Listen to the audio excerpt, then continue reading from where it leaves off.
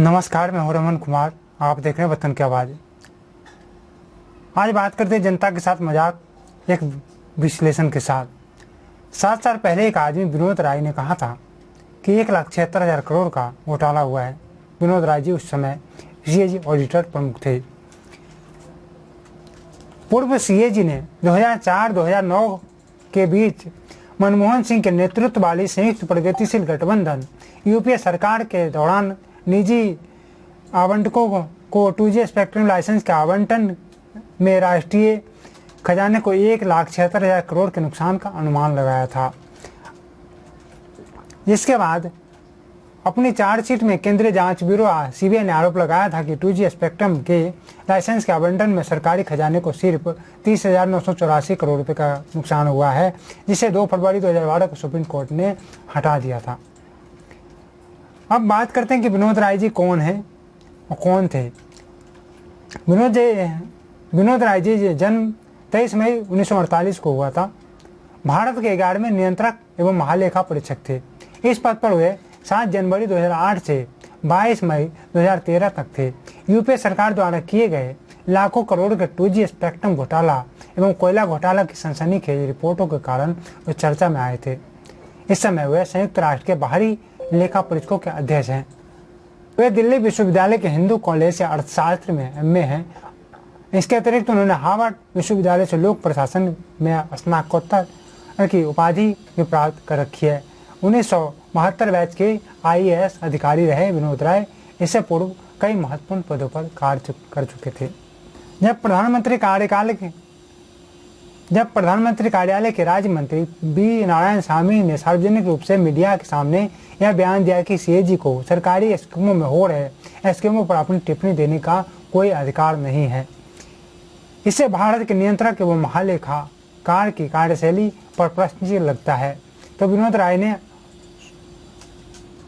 विनोद राय जी को स्वयं को अपने बचाव में कहना पड़ा कि सीएजी का यह मूलभूत और नैतिक दायित्व है कि वह सरकार के कामकाज में दखल न देते हुए भी आर्थिक मामलों में पाई गई अनियमितताओं उसे बताएं ताकि संविधान द्वारा प्रदत्त अधिकारों की रक्षा की जा सके और सरकार पर नियंत्रण बना रहे।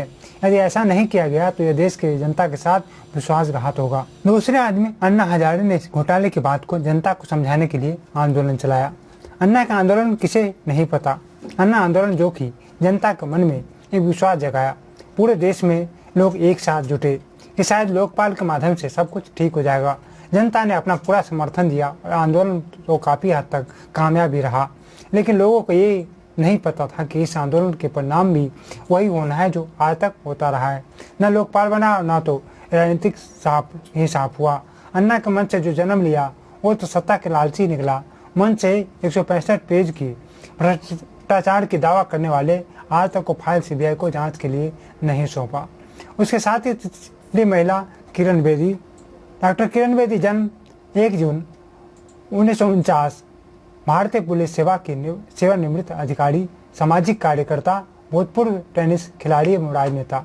इस समय वे पांडुचेरी की राज्यपाल हैं। सन 1972 में भारतीय पुलिस सेवा में सम्मिलित होने वाली वे प्रथम महिला अधिकारी हैं। 35 वर्ष तक सेवा में रहने के बाद सन 2007 में उन्होंने स्वैच्छिक सेवानिवृत्ति ले ली। उन्होंने विभिन्न पद पर कार्य किया। संयुक्त आयुक्त पुलिस प्रशिक्षण तथा दिल्ली पुलिस स्पेशल आयुक्त खुफिया के पद पर भी कार्य कर चुके हैं। राजनीति में अपना भाग्य आजमाने वाली देश के इस ईमानदार अफसर को शायद यह एहसास तक नहीं था कि जनता को भी ईमानदार लोगों से पसंद नहीं है। जनता भी ईमानदार लोगों से डरती है और जनता ईमानदार लोगों को कुर्सी नहीं देना चाहती है। चौथा आदमी की बात करें तो अरविंद केजरीवाल हैं। एक भारतीय राजनीतिज्ञ, आम आदमी पार्टी के राष्ट्रीय संयोजक और दिल्ली के मुख्यमंत्री। अपने पहले कार्यकाल के दौरान वह 28 दिसंबर 2013 से 14 फरवरी 2014 तक इस पद पर है।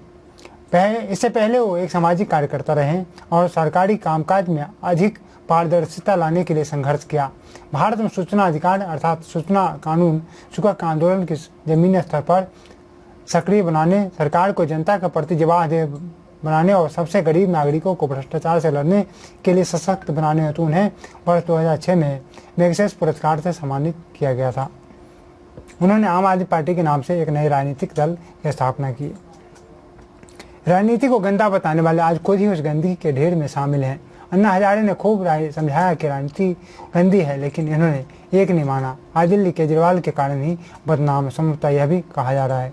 भ्रष्टाचार के नाम पर नेताओं को गाली देने वाले केजरीवाल आज तक 165 पेज को फाइल नहीं दिखा पाए, जिसमें वो पूर्व मुख्यमंत्री शीला दीक्षित के खिलाफ करप्शन के आरोप लगाते रहे। नेता बनते ही रॉबर्ट वाड्रा को भूल गए, जिस पर हरियाणा में जमीन घोटाले के आरोप लगाए गए। आज दिल्ली के मुख्यमंत्री हैं और दिल्ली के अस्पतालों में सिर्फ दिल्ली वालों के इलाज की बात कर रहे हैं। उनसे यह भी सवाल तो है कि दिल्ली है किसका, जब केजरीवाल खुद ही दिल्ली के नहीं है।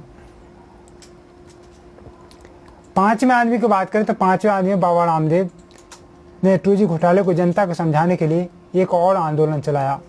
रामकृष्ण यादव भारतीय योग गुरु हैं, जिन्हें अधिकांश लोग स्वामी रामदेव के नाम से जानते हैं। उन्होंने योगासन और प्राणायाम योग के क्षेत्र में योगदान दिया है। रामदेव जगह जगह स्वयं जाकर योग शिविरों का आयोजन करते हैं, जिनमें प्रायः हर संप्रदाय के लोग आते हैं। बाबा रामदेव अब तक देश के तथा विदेशों के करोड़ों लोगों को प्रत्यक्ष या अप्रत्यक्ष रूप से योग सिखा चुके हैं। भारत से भ्रष्टाचार को मिटाने के लिए अभिमान इन्होंने प्रारंभ किया। भारत स्वाभिमान नामक एक संस्था बनाया, बड़े पैमाने पर आंदोलन किया। बाबा रामदेव ने 4 जून 2011 से दिल्ली के रामलीला मैदान में अनशन के साथ सत्याग्रह की घोषणा कर दी। 4 जून 2011 को प्रातः 7 बजे सत्याग्रह प्रारंभ हुआ। रात को बाबा रामदेव पंडाल में बने विशालकाय मंच पर अपने सहयोगी के साथ सो रहे थे। चीख पुकार सुनकर वे मंच से नीचे कूद पड़े और भीड़ में घुस गए। 5 जून 2011 को सुबह 10 बजे तक बाबा को लेकर अफवाहों का बाजार गर्म रहा। यह सिलसिला दोपहर तक जाकर रुका, जब बाबा ने हरिद्वार पहुंचने के बाद पतंजलि योग पीठ में एक प्रेस कॉन्फ्रेंस करके अपने बच कर निकलने की पूरी कहानी सुनाई। लेकिन अगर बाबा रामदेव की सत्ता परिवर्तन की बात करें, जो उन्होंने शपथ ली इस आंदोलन के बाद, वो पूरा किया। भले आज तक वो सभी भ्रष्टाचारी पकड़े नहीं गए हो, लेकिन अपने आंदोलन में जिक्र करते हैं। लेकिन अगर बाबा रामदेव की सत्ता परिवर्तन की बात करें तो उन्होंने शपथ ली थी कि वो पूरा किया। भले ही आज तक उन्होंने भ्रष्टाचारी को पकड़वाने में कामयाबी नहीं मिली हो, लेकिन जो उन्होंने इस आंदोलन के बाद शपथ ली थी सत्ता परिवर्तन का, उन्होंने सत्ता परिवर्तन कर दिया और कांग्रेस को उखाड़ फेंका। छठा आदमी की बात करें तो छठा आदमी है जाने माने वकील सुब्रमण्यम स्वामी, जो इनको लेकर केस को 2G स्कैम केस को लेकर सुप्रीम कोर्ट पहुंचे। सुब्रमण्यम स्वामी की बात करें तो वे ऐसे व्यक्ति हैं जिन्होंने अपने आदर्शों के लिए निर्भीक होकर संघर्ष किया है। भारत में आपातकाल के दौरान संघर्ष, तिब्बत में कैलाश मानसरोवर यात्रा मार्ग खुलवाने में उनके प्रयास, भारत चीन संबंधों में सुधार, भारत द्वारा इजराइल के राजनीतिक स्वीकृति आदि आर्थिक सुधार और हिंदू पुनरुत्थान आदि उनके उल्लेखनीय कार्यों में शामिल है। स्वामी ने स्वेच्छा से राष्ट्रीय हित को सर्वोपरि समझते हुए अपनी पार्टी का विलय भारतीय जनता पार्टी में कर दिया।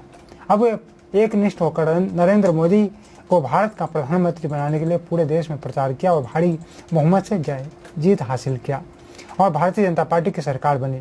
फिर नरेंद्र मोदी की सरकार बनने के बाद उन्होंने पुनः जेड सैलानी की सुरक्षा दे दिया गया।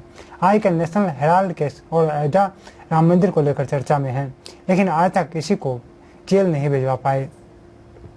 सबसे अहम बात करते सातवें आदमी है नरेंद्र दामोदर दास मोदी, जो आजकल प्रधानमंत्री है। इन सब आदमियों की मेहनत को कंपाइल करके जनता से इस घोटाले के खिलाफ वोट मांगा। वर्तमान में देश के प्रधानमंत्री और उस समय के गुजरात के मुख्यमंत्री नरेंद्र दामोदर दास मोदी ने सभी आंदोलन और मांग को एक साथ जोड़ दिया और उस समय की कांग्रेस सरकार पर जोरदार तरीके से हमला बोला। इसका परिणाम हुआ कि सत्ता परिवर्तन करने में कामयाब रहे, लेकिन 7 साल बाद आज सभी आरोपी बरी हो गए हैं, यानी घोटाला हुआ ही नहीं था। अब पहला आदमी विनोद राय पद्म भूषण पाकर बैंक बोर्ड का बॉस बना हुआ है। दूसरा आदमी अन्ना हजारे जेड पुलिस लेकर चुप है। तीसरी महिला किरण बेदी उपराज्यपाल है। चौथा आदमी अरविंद केजरीवाल दिल्ली के मुख्यमंत्री है। 5वां आदमी रामदेव अरबों का कामयाब बिजनेसमैन बन गया। छठा आदमी सुब्रमण्यम स्वामी सांसद बन गए और 7वां आदमी प्रधानमंत्री बन गए। और जनता के बेवकूफ़ बनने की सिलसिला आज भी जारी है। अब सारे नेता शरीफ हो गए हैं, जिनको मंच से गाली दिया गया, जिन पर मंच से चढ़कर भ्रष्टाचार के आरोप लगाया गया, जिनके खिलाफ 165 पेज की सबूत होने की दावा किया गया, वो सभी शरीफ हो गए। सही मायने में मजाक इसी को कहते हैं। राजनीतिक सांठगांठ है, सारे मुद्दे और भ्रष्टाचार से चुनाव के जीतने के लिए होते हैं। राजनीति तो सिर्फ जनता के साथ मजाक ही करती है और जनता भी इसे अपना अधिकार समझने लगी है। जब किसी ने आवाज़ दी तो बिना सोचे समझे सड़कों पर उतर गए और अपने ही खून पसीने की कमाई को तोड़ फोड़ करने लगे। हम सबको विचार करना होगा, सोचना होगा। राष्ट्र सर्वोपरि है, उसे हमें उसके लिए ही जीना चाहिए, हमें उसके लिए ही सोचना चाहिए। नमस्कार।